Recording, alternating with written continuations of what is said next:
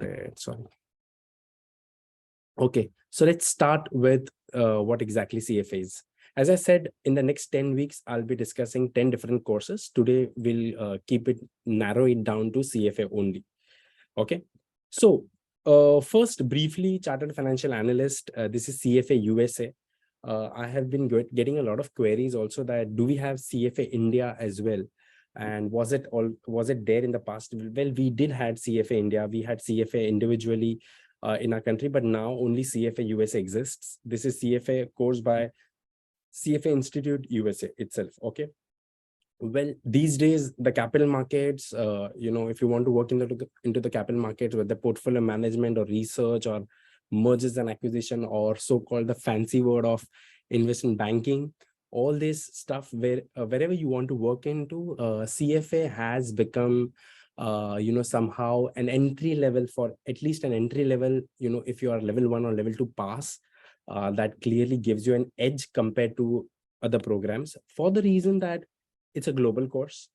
Most of the financial institutions know the curriculum and the importance of it and how tough the exams are, and they treat you at par with the other candidates. Okay, so that's the most important thing. And since we live in a global world, we are going to work in a market, we are going to work in global markets. So you need to know how not only your local markets work, but how global markets, US markets, European, developed, emerging, frontier markets, how they work. So that's where CFA, has an advantage. And one of the best thing about CFA, which I'm going to talk in the slides going ahead, is the course is so updated. The course is so much, for example, I'll give you one short example.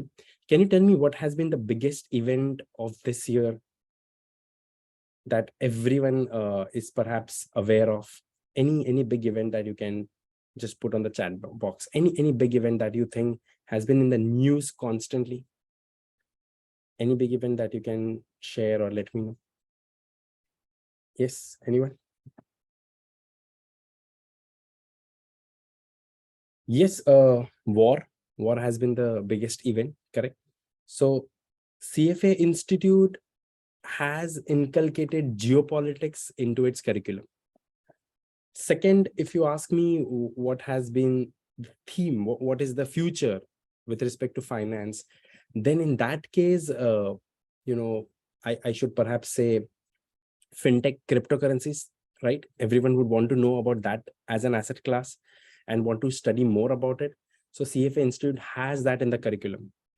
Whether you are from the finance background or not, machine learning or artificial intelligence, that is going to be important. No, definitely there's nothing about queen dying. So that is not there in the syllabus. But yes, machine learning, data analysis, all these things for a finance student, of the one who comes from the accounting and finance background, they perhaps have no idea about it. So CFA does help with that as well. It's a curriculum which gets updated every year almost, and it is quite up to date. So whatever is happening in the financial market is included in the curriculum. That's the best thing about CFA.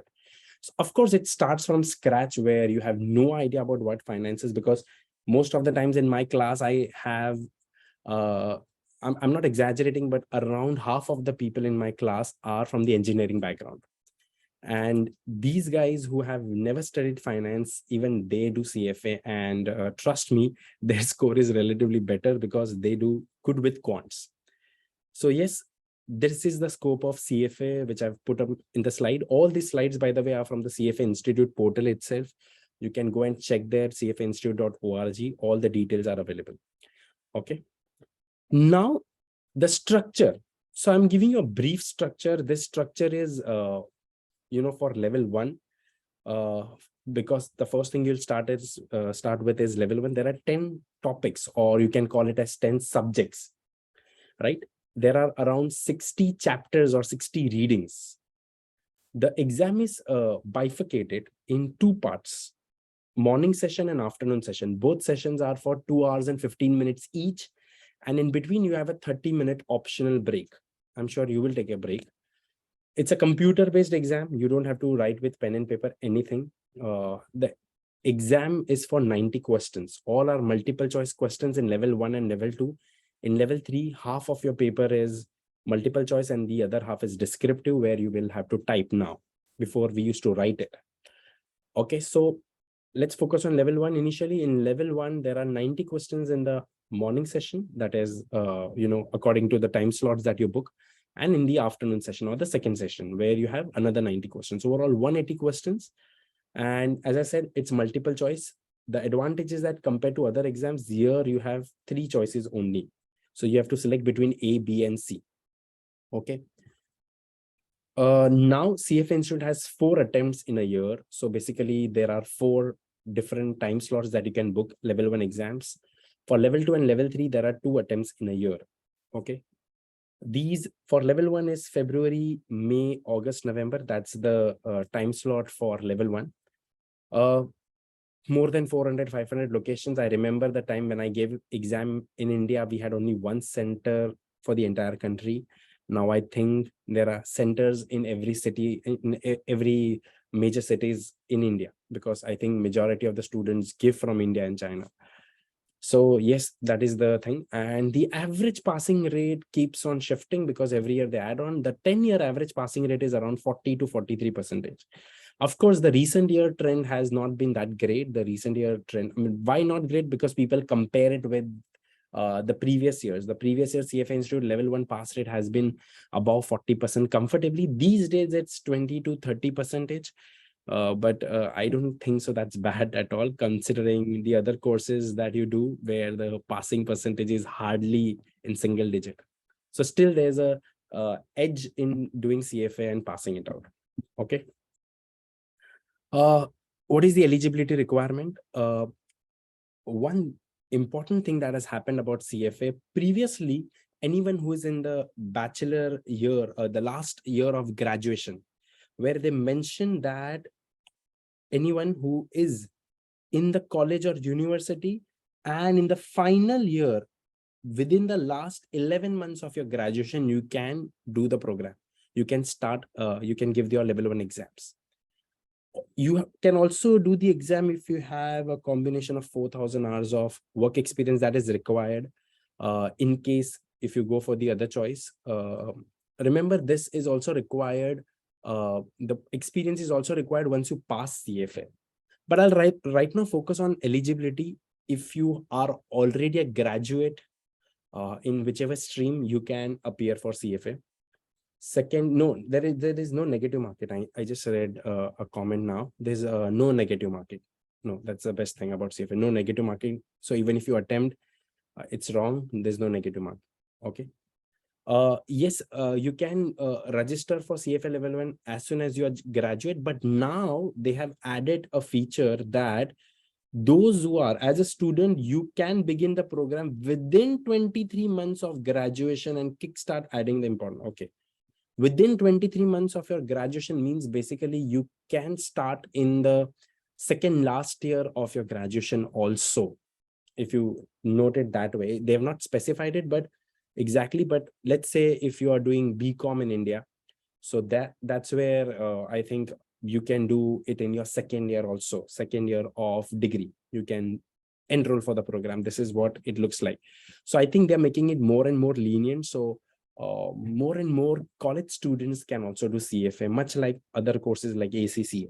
Okay, so this is where I expect a huge amount of students to enroll into level 1.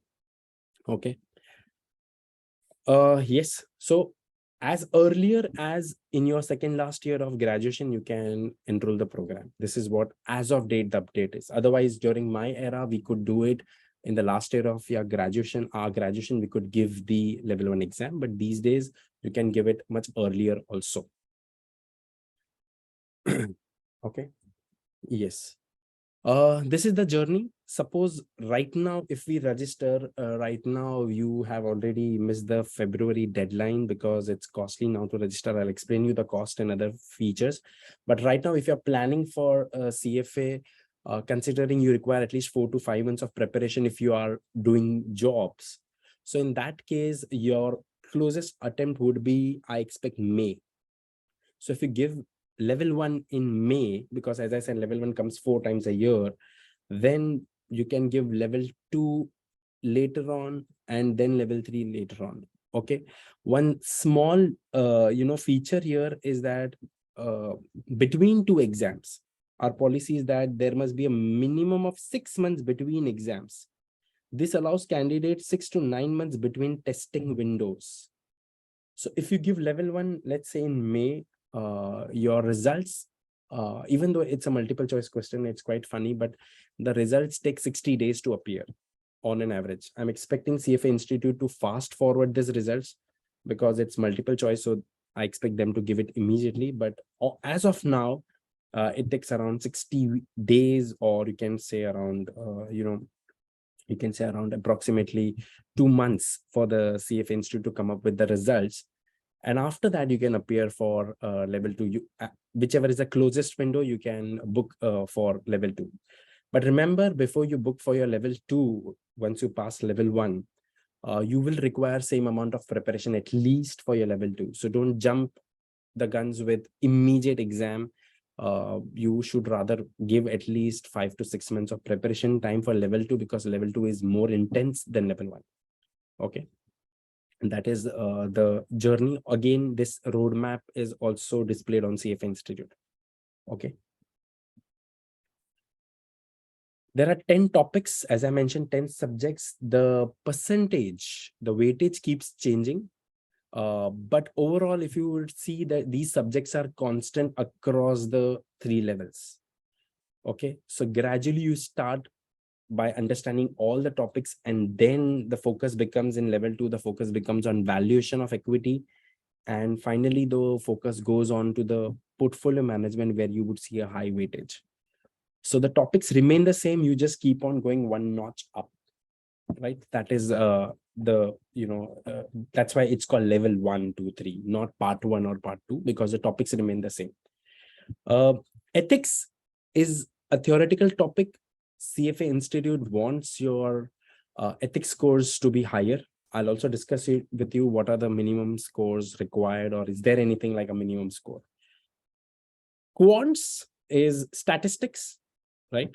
Calculations. Many of those who are from the finance background, they struggle a bit here because of the statistics that they may not have done appropriately during their university programs. But here it is more of application. So it's not hardcore mathematics. So that is where quants will be more how it is applied or used in finance world. And it is very important for your investments also. I worked in the mutual fund industry, and I know at times these jargons were complicated. So QM really helps with that. And it is very, very scoring as well, because it's, calculation based. Economics in level 1, it's quite basic. Economics is more about what you've already done, like demand, supply, macroeconomics, monetary policy, fiscal policy. So economics is relatively easier. When I say relatively easier, means I'm talking in terms of understanding. For passing, what are the skills? I'll discuss that. Financial reporting and analysis, which now they've renamed as financial statement and analysis. So here it's not accounting. It's all about how to analyze financial statements. This is one of my favorite topics, because even after learning how to make balance sheet and income statement, which I just did it somehow, how to actually analyze them. What is Apple's financial statement? Why is Apple making money? How is it making money, and why it doesn't give a single charger for all, and how much does it make from that? All these things are discussed in financial statements and analysis. This is a very interesting topic, and don't worry if you are from the engineering background. It starts from scratch, and it is not accounting. So you don't have to worry. You are not going to be making you are not going to be preparing financial statements. Okay, so don't worry about it. Corporate finance, which now they call as corporate issuers. This is where you will understand how the company raises capital. Debt equity, what exactly is debt equity, where should the company get the capital from, and which project should they invest. So this is very much similar to capital budgeting. Equity investments and fixed income, this is where we talk about shares and bonds. Derivatives, not the mathematic derivatives, but derivatives is futures, options. Alternative investments, where you talk about hedge funds, real estate. If you would see, relatively the percentage of derivatives, alternatives is very less throughout the 3 levels. Okay. And finally, you have portfolio management or wealth planning. This is what has the highest weightage in level 3. So I'll tell you my experience. When I did level 1, I came to know, okay, this is what global market is. In level 2, I realized, okay, this is how companies value. This is how, as you know, this is how, what are different methods of valuation. So and how to exactly do that on a spreadsheet also. I mean, not, of course, that was not taught in level 2, but I tried doing that on the spreadsheet, and, financial modeling and other courses that you probably plan to do after level 2, they make more sense. A question is it? Okay, thank you. And level 3 is more about how to manage money for institutions or individuals. So this is exactly related to financial planning and execution. So level 3, I really enjoyed level 3. A lot of people find it boring, but I really enjoyed it because I was actually working into wealth management. So I really, really found it very interesting. So yeah, these are the 10 topics. Okay. Now, as I said, for level 1, this is the weightage. If you remember, I told you morning session and afternoon session. In the morning session, now they ask you these 4 topics: ethics, QM, economics, and financial reporting and analysis. These 4 topics are asked in the morning sessions. So around, as I mentioned, you will get around 90, I mean, not around, you'll exactly get 90 questions in the first half and the 90 questions in the second half. Okay, these are average questions because the weightages are in range. They are not exact weightage. So 90 in the first half and 90 in the second half. The second half includes the first half. Here the focus is on, first half is the tools. So, even if you're planning to do anything in finance, what is finance? Finance is a combination of quants, economics, and financial statements. When you understand all 3, you can understand any product. So the first half is about the tools and the second half is about the products. So how is that applied in equity, fixed income, derivatives, alternatives, right? So actually, when you study also, let's say you're going to join a course for 4 months or 5 months, your majority of time, irrespective of whatever the weightage is, your majority of number of hours goes into the first 4 readings, the first 4 topics. In fact, I would say, let's say if you're doing a CFA program for 150 hours, out of that 150 hours, around 100 hours, 80 to 100 hours are going to be taken by these 3 topics, right? That in depth they are. So around 2/3 of your time quantum is going to be in these 3 topics: QM, economics, and FSA. Okay, that's going to take your maximum time. The rest topics are relatively lesser in size and easier after you do these 3 topics. So if you're going to start self-study, I would rather suggest you can start with, let's say, if you're going to do self-study, I would suggest in which topic to start. Don't go with the book flow. You should first, this is my suggestion, I would suggest you to first start with financial reporting and analysis, then do quants. Because once you do these 2 topics, all the other topics are relatively easier. Then I would suggest you to do corporate finance, equity, fixed income, derivatives, alternatives, portfolio. Okay. And then finally, you can do economics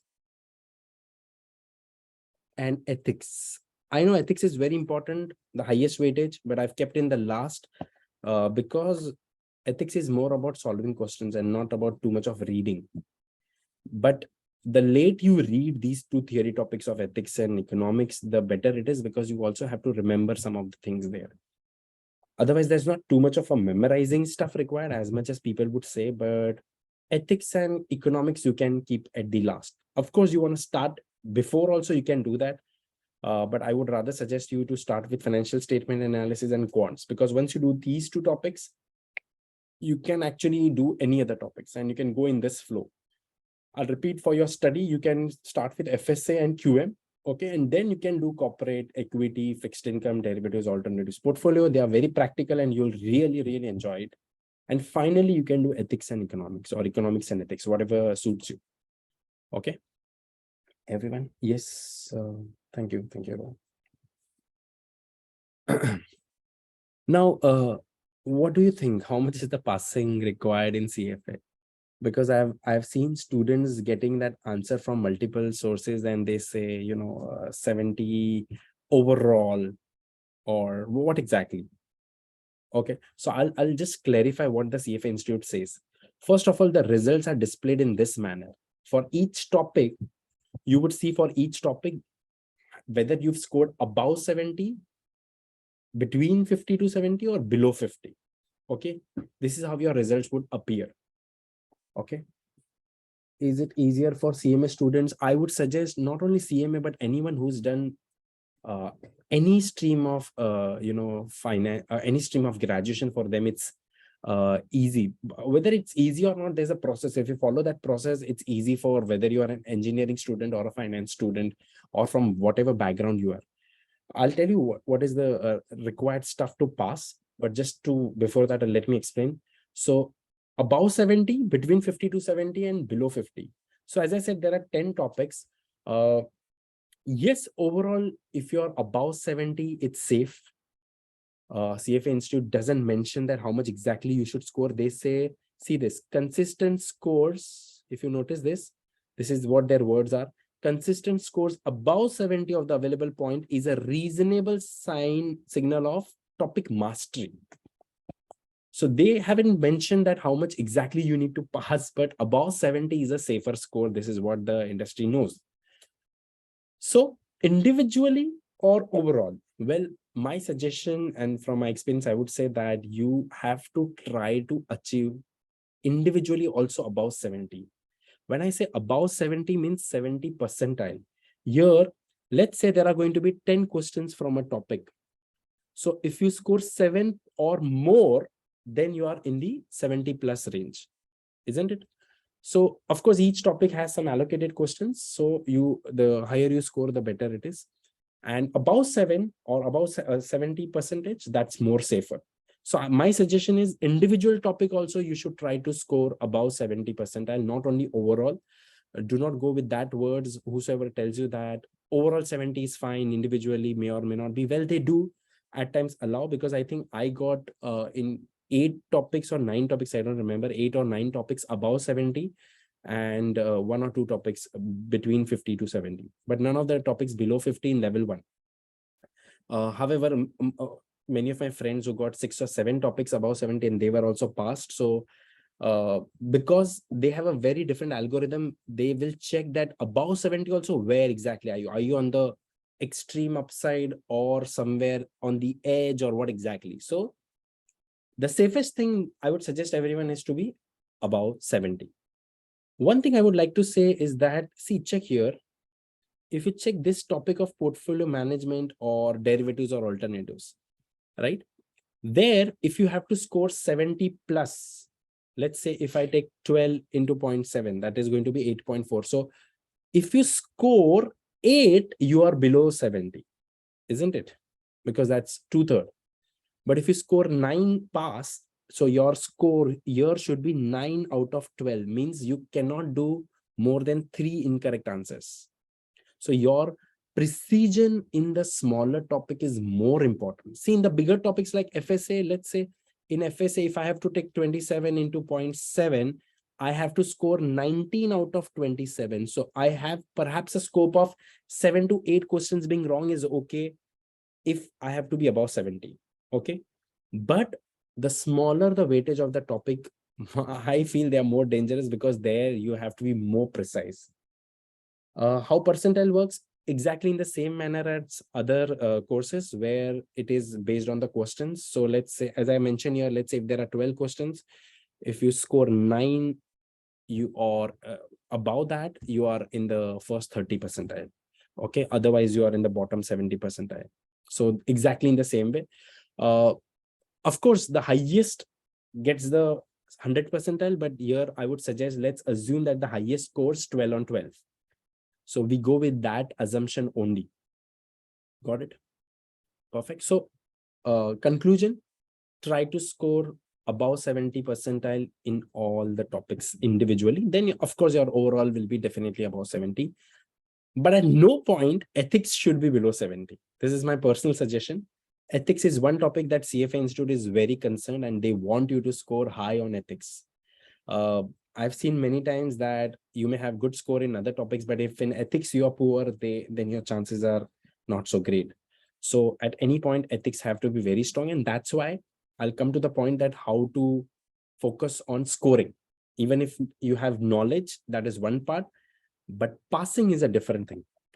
And this is where I'm going to discuss where I have had a discussion with those people who like finance and they feel CFA is easy. Well, CFA is very much easy. I would not say it's easy. It's very much easy if you follow the process. And the process is that here I'm going to talk more specifically about level 1, because once you go to level 2 and level 3, definitely you may not require my help at all. You will be probably more independent and you'll realize that what is required. So let's assume that I'm going to give the May exam. And today is what I decide, or let's say I decide on 1st December that I want to go with the level 1 exam. So overall, you have December, Jan, Feb, March, April, 5 months of preparation. And in May, you can choose the dates. Generally, the dates, there are windows available where you can choose the dates now. You have a flexibility of choosing the dates. Let's say they give you some 4 or 5 different dates which you can choose, and the location also you can choose of your preferences. First, if you choose your date and location, once you decided the date, let's say you've decided 15th May as the date. So now you have December and 4 more months. So 5 months of preparation time plus 15 days. Okay. What I would suggest, if you're working, those who are not working definitely can give as many hours as possible. Here, my focus is on those who are working and how would they manage it. First of all, make a plan to arrange 2 hours of study every day. And this you should keep till 4 to 6 months. Do not wait for the weekdays to come. Do not wait for the holidays to come and cover it up all of a sudden with 8 to 10 hours. Ideally, those who think that, okay, I'll study, at the end together for 10 hours a day. Well, that's not possible because you won't be able to focus. It needs to start gradually. It's like, workout. You can't all of a sudden go and start, doing excessive workout when you have not done any warm-up. So yeah, so start studying every day. Either you can have morning 1 hour and evening 1 hour. If you're not comfortable studying 2 to 3 hours a day at a stretch, you can just manage your day in that way. Okay, morning 1 hour and evening 1 hour. You can choose one subject or 2 subjects. Okay. Second, at the end, as I said, let's say you're going to give the May exam. So at the end, try to keep at least 3 to 4 weeks, if possible, arrange your leaves in a manner, your mandatory leaves or your work leaves, arrange it in a manner that you have time to do self-study. It's very risky to directly be working on the weekdays and then going for the exam. Well, you need time to focus and solve questions. Solving questions is very, very important. Without that, just by reading, you cannot be confident that, oh, I know everything and I'll give the exam. No, solving questions as many as possible. You should focus on as many questions as you can solve. I'm also going to discuss about the resources, so don't worry about that. Overall, whichever resource you use, I would suggest use do at least 2 to 3 readings. For example, most of the people are going to go with Schwezer. I've mentioned here. I've also studied from Schwezer, and for the CFA, I would suggest. By the way, I do take lectures for Kaplan Schwezer. So with all disclosure of conflict of interest, I would say that still go for Kaplan Schwezer book. That is the best book for you all to pass CFA level 1. If you do not have enough of resources to do the coaching or anything, you can do self-study from the CFA Schwezer book. However, of course, the advantage of joining an institute is where you meet people, you understand. Okay, and group study, I'm always a fan of a group study rather than individual study, so I'll discuss about that as well. But yes, you can do level 1, you can do self-study. In fact, level 2, level 3 also you can do self-study, but then you need to plan wisely. And book is Schwezer book is sufficient. But then, yes, as I said, you need to do 2 to 3 readings at least.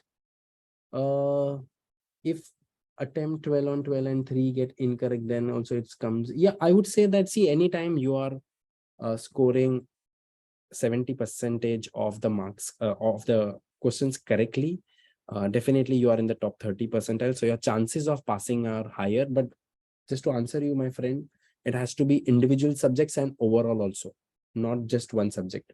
Okay, so keep notice of that. It's better you do for all subjects. Yes, so I'll come back to the point. 2 to 3 readings. Just don't read book once and go for the exam, because you may understand concepts, but some things you need to remember. Of course, you may worry that, okay, how can I do 2 to 3 readings? I don't have time. Well, trust me, the first reading will take maximum time. The second reading may also take time, but the third, fourth, fifth readings are quick.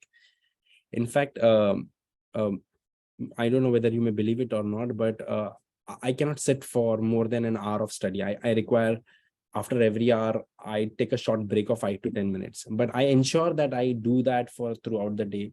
So overall, my effective study is 8 to 10 hours, but I can stretch and sit at a, I can sit for 8 to 10 hours at a stretch. I can't do that. But anyways, this is what I did in the last couple of weeks. But while I was working with, uh, at that time it seemed impossible to do 2 to 3 readings, but in the last moment, when you are on leave, I think your reading speed fastens up, so you can add more and more readings. So definitely I remember in the last there are 5 books, by the way, level for book 1, 2, 3, 4, 5 books, within which there are 10 topics. Some topics are of full books, and some topics are in a particular book you have 2 to 3 topics also. When I say topic, I mean subjects. So yes, it was possible that in the last week I was able to finish the entire reading, all the books together. So yeah, that was possible. Don't try to memorize all. Even if you try to memorize, you won't be able to memorize. And one thing, don't overthink. I've seen this very common. Some people start researching while studying CFA. I would suggest that yes, practical knowledge is very important, but don't overthink. Just focus initially on passing level 1. You have enough time to apply that in your exam, in your real life after the exams. Okay. Manage your weekends, study extra on weekends, give up your weekends for any personal stuff, plan your holidays and company leaves in a way that you can give more time to CFA. As I said, join online study groups. There are many online study groups on Telegrams and Facebook these days, which we unfortunately did not have. Join a coaching institute if you feel that there's lack of self-discipline, where you are not focused on learning things, or you need a lot of inputs, or you need some quick understanding. Maybe you've left studies for quite long in between, so you are initially struggling with things. Then you can join a coaching if needed, and join a library nearby where you may find people who are doing CFA, and that will be a good thing. Before registration, a quick thing: go through the material before jumping the registration. So before you put in your $1,200, $1,300 or $1,500, I'll come to the fee structure. I would suggest just buy the material, from the market, and that's the best investment you should do. Go through it and then see how much time you will take, because accordingly you'll have to choose the date. If you think you'll finish the preparation in 6 months, go for it. If you think, no, I'll take 9 months, then accordingly choose that attempt. Check you if you're eligible for scholarship. I'm going to talk about scholarship in a moment. This is where I'm going to talk about scholarship. But yes, CFA Institute has kept an option open where if you cannot afford, you can go for scholarship. I'll discuss about that in a moment. They have put an EMI option also, but that EMI option is only for India. Okay, so for candidates residing in India, they have put an EMI option by one of the EMI providers called Eduvance. So this is exclusively for India, okay, which we do not have. Yes, you'll require credit card to register, and it is mandatory to have a passport. Yes, passport is very essential for CFA. Without passport, you cannot register CFA. And do check your name in the passport while doing the registration. It should be exactly same. I've seen many students where their passport name was not matching their registration, and they are very strict. They may not allow you to sit in the exam. Passport is mandatory, no other option. passport has to be there and before you register, otherwise they won't allow you. And ensure that you have enough validity on your passport also. For CFA Institute, where do I arrange the notes? You can arrange the best material is CFA Institute books. They are the best resource. Once you register, you get access to candidate resource where you can also get access to question banks. This is an amazing tool, very, very interesting tool where, you can give the tests and check your scores and check your performance. This is what you can do. And this is accessible to all the candidates registering for CFA Institute. Okay, CFA Institute books are the best resource. The only problem is that they are too heavy. So it may take you much more time to complete it. Rather, most of the people they do for level 1 is that they buy a Schwezer book. Schwezer book is the best book and it's very important from the exam point of view. Once you go for level 2 and level 3, also Schwezer is good, but I would suggest that you keep a book for your concept like a Schwezer or any other book. But to do the questions, try to do the questions from every possible route. So you can do the question and you should be doing the questions from CFA Institute, from Schwezer, from any other question bank that you get. These days, there are many online forums and many institutes who provide you question banks. So you can, and Schwezer also has a question bank and many other institutes provide you question banks. So do as many questions as possible, but which resource you want to study from, you keep it narrowed down to probably Schwezer or something like that, because that don't do multiple resource. This is what I generally say in my other programs also. Focus on one resource and study from there. Concepts you study from there, questions you can do from wherever possible, right? Before you go for the final exam, there are two mocks, full mocks uploaded by the CFA Institute. You should definitely do that. There are very high chances of questions being very much similar to the mocks. And while you study CFA, start creating your self notes also, because there are formulas. I'll talk about it. There are formulas and there are, comparison of IFRS, US GAAP. Some of these things do require, making up your notes and charts. And that will be very handy at the last moment. So while you're studying the entire curriculum, try to make a short summary of all the formulas or all the important concepts, which will help you revise at the last moment. Okay, so create your self notes while you're studying. Okay, number of questions, I would suggest that CFA Institute, if you go to the candidate resource, there are more than 2,000, 3,000 questions. So you should be doing that, and you'll be doing that. After every topic, you should test yourself with the CFA Institute questions. And you can also do those questions at the end of the Schwezer book. So after every reading, there in the Schwezer book also, there are questions. You can do it from the candidate resource of CFA Institute, which is free for all the students or all the candidates who are registered. So you have enough resources to practice as many questions. And eventually, after you finish the portion, give the 2 mocks. Sit for those 2 mocks, so you also know the capacity of doing the mocks, whether you are able to complete the things on time.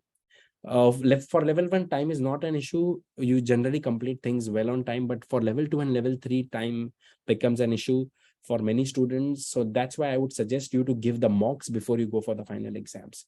CFA Institute publishes 2 mocks for every attempt. Okay. Now comes the fees.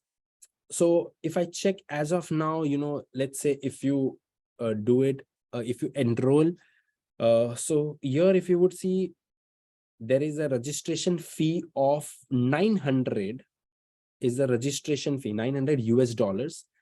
And there is one-time enrollment fee of $350.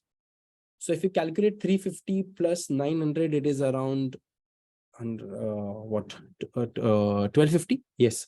So 1250 is the initial fee, out of which 350 is just paid. It is one-time enrollment fee only. Okay, this does include your level 1 exams, and then subsequently you have to pay the fees. But these fees, guys, are for initially when you invest, okay, or initially when you enroll. If you enroll after the deadline, for example, here they've given you the early registration period starts from 14th November. If you check from 14th November through 1st February before midnight. and US timings these are. So before this, if you register 900, if you miss the deadline, then the cost rises by $300 more. So yes, $300. By the way, sorry, my mistake. This is 1150. 1150? No, 1250. Correct. This is 1250.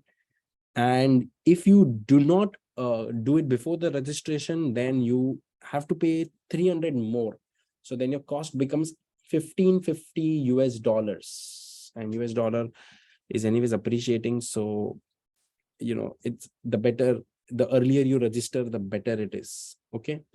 But as I said, before registration, do check two important things is that go through the books and see how much time you will take. And also I'll tell you what to do. First, go for the scholarship option and see if you can get scholarship. Why not save money there if you fall under the eligibility criteria? These days, CFA Institute has come up with one option where you can reschedule your exam. Suppose if you've given if you've registered for the exam and you think somehow you're not prepared or there are some issues due to which you cannot give exam. So you have an option to reschedule your exam by paying $250. $250 is through which you can, let's say you're going to give in May, now you want to shift to the next attempt, you can do that by paying $250. However, I'm somehow not happy with this because I think this should not be the option. Otherwise, students keep on thinking all the time, can I delay? Should I delay? Can I delay? Should I delay? And I don't want that to happen. I want students to be confident when they go for the exam. However, that's a choice that CFA Institute has given now. I think it's after the pandemic that they realize that people may not be in the situation to give exams. So some of them may have some stuff. Some of them, they may not be well back at home or some other commitments due to which the rescheduling option is available. Right. And as I mentioned already, that EMI option is available. You can pay in installments, but only for India. Scholarship. Yes, this is what is interesting. And this is what you should first go to this option, and it's on CFA Institute. Click there and see whether you are eligible. So there is a general scholarship, which is access scholarship, where you may get scholarship up to 250. This is actually for individuals who are not able to afford the program fees. There is a special category for women's scholarship. Of course, you can apply in the access scholarship also, but you can, for those who are in access scholarship, the criteria is that you are not able to afford it. But even if you are able to afford it, CFA Institute encourages more of women participation in the capital markets. And that's why, even if you do not qualify for the institute's access scholarship, you can apply under the women's scholarship. Again, here your fees can reduce by $350. There are various other options for professionals, for those who work for the regulators or those who are student, which is for the university students, but with affiliated universities. You can check the list of the universities there and get a good discount. So this is how you can save around $250 to $350, which is a big amount. Okay. So before you register for the program, as I said, two things you should do is check the books so that you know that you like the curriculum or not. And before you pay, don't be in the rush to pay. Check out these options of scholarship and EMI. Okay. Well, I have not kept the slides lengthy. If you have any questions or anything, you can ask me. I am much willing to respond any questions. Yes. Anyone has any questions? By the way, so happy to meet most of you all after a long time. All these, yeah. So this week I'm talking about CFA. The next weekend I'll be coming up with another course, discussing about another course which you can do. If you have any queries or any questions with regards to this, you can also put in the chat box. I can come up with a Q&A session also for it. And yeah, let me know your inputs. Any questions? My system is a bit lagging. So if you have any questions, please post and let me know. If you have any queries, I can help you with that. Any specific question? I've discussed about the fee structure. Yes, as I said, initially you'll have to pay 350 registration fees and then 900 or 1200 depending on the deadline. If you're sure about doing CFA, better register it before deadline and save $300. Okay. Any questions? Anyone? Happy to see you after a long time. Pleasure, pleasure, pleasure. Yeah, I think I haven't come live after 2021, I guess. Yeah, so happy to see. My exams are in Jan 23 of CMA final. I'm starting your SF classes on tomorrow. Just ready to go final. Thank you so much. Uh, yeah, about CA and SFM. Yeah, in the future also, if possible, I'll try to add more things there. And CA, I have planned to keep it free only. So for CA, whatever is possible, I'll try to upload in the future. Unfortunately, I'm not getting time because I'm traveling too much. I've been taking CFA batches, but yes, whenever I have time, I'll take something. I'll do something more for CA. Okay. Yeah, taking CA, please make a video on FRM course. Yes, Rohit. Yeah. Yes, Rohit. So I will be, as I said, I'll be coming up with a discussion on courses, different courses each week. So I wanted to start this initiative and see how it works and whether it's helpful for all or not. So definitely I'll be coming up with one more course in the next week. And if possible, I don't want to commit, but if possible, I'll invite some experts from that particular course, or some, let's say we all read Schwezer books. So if possible, I can rope in some friends and colleagues of mine who are industry experts in those courses, and they can also come here and we can take live queries as well. So I'm planning something similar to that as well. I want to start CFA, when to register and which exam cycle to be appear. Dhawal, as I said, ensure that if you're working, you require 4 to 5 months of preparation at least if you're working. And if you're on leaves, 3 months throughout, just focusing on CFA, you can do it 3 to 4 months. But you need to do as many questions as possible and 2 to 3 readings at least. Is it manageable? Yes, CFA level 1 is completely manageable without coaching, although my bread and butter is on CFA coaching, but trust me, you can do it without coaching. Absolutely. As I said, plan it well. Have your resources, plan it well. In case if you have to buy some of the books or question banks, don't hesitate to do it. I mean, you're investing so much into the course, and any investment that you do in getting extra knowledge or getting extra resources, that's not harmful. Okay, so you can do without coaching as well, but you need to have enough resources of question banks. Ensure that you have enough question banks to do it. Where to read CFA curriculum book, whether to read CFA curriculum book or Schwezer notes, as I said, CFA Institute, you should, for passing, CFA Schwezer book, but for questions, from whichever source, and definitely you have to do end of the chapter questions from CFA Institute. They are a good test. So you will be doing CFA from Schwezer book, let's say from Schwezer book or any other book, but you will be doing questions from whichever sources possible. At least 2 sources you should complete all the questions. One is from the Q bank of Schwezer or the Schwezer book itself, all the questions. And second, you should be able to do, you should be doing, not able to, you should do all the questions from CFA end of the chapters. So after every topic that you finish, go to the CFA Institute end of the chapter and do the questions after you finish every topic. CFA questions are a bit tough, but you should do it after every topic, so that it makes you realize whether you need to study in depth or not. Trust me, CFA studying is very easy.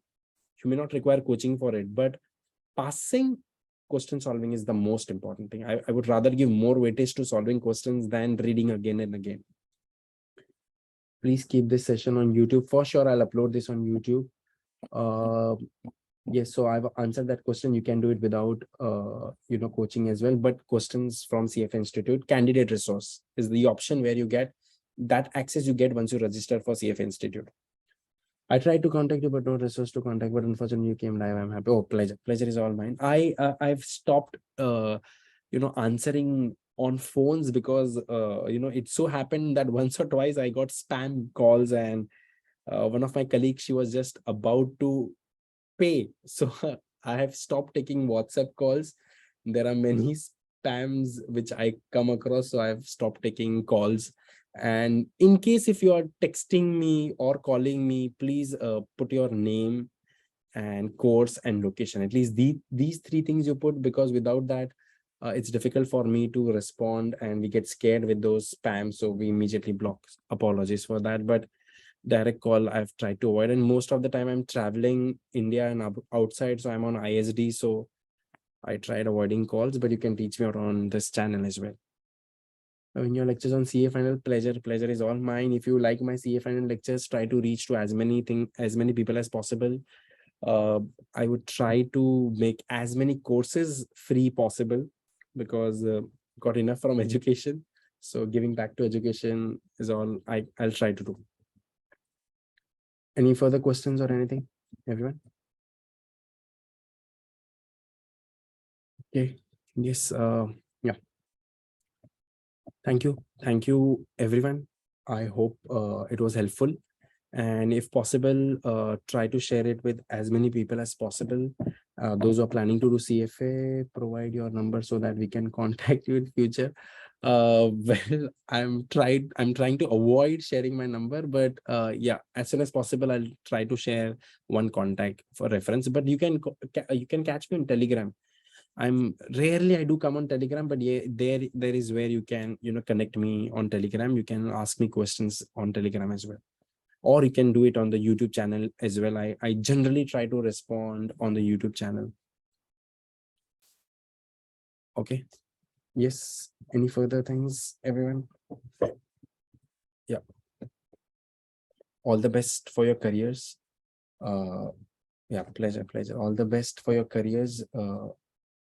Get enough degrees, and in between try to spend enough time traveling, spend a lot of money, and for that, once you spend a lot of money, you automatically think of making a lot of money. So yes, that is what my advice is. And yeah, that's it. And keep sharing things, whatever you learn in life, keep sharing that. I'm giving a lot of unnecessary gyan, but yeah, that is what the profession is. Okay. Pleasure. Thank you so much. I don't know how to do an open group on Telegram. If someone can suggest me, or someone can make an open group, I don't mind being a part of it and answering all your queries there. Okay. So please, all available for any queries with regards to career. Okay.